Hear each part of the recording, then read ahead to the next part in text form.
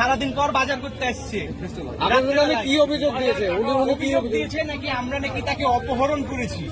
আসলে অপহরণ করেছি যেহেতু তাহলে আমাদের কাছে যে প্রমাণ আছে দেখুক, দেখে যদি আমাদের শাস্তি দেওয়ার যোগ্য হয় তাহলে শাস্তি দিবে, আমরা মেনে নেব।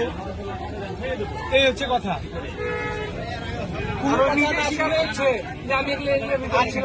ভাই এবার বলেন, চুপেন, আপনি চুপেন, চুপেন, এবার ওনার কথা শুনি। বলেন। এত সাধু মানুষ হয় তাহলে সারা কেন পাগল? এমনিতে ধরতে আসবে। অভিযোগ আপনি করেছিলেন? আমি 3টার সময় আমি আসছি আমার রুম থেকে।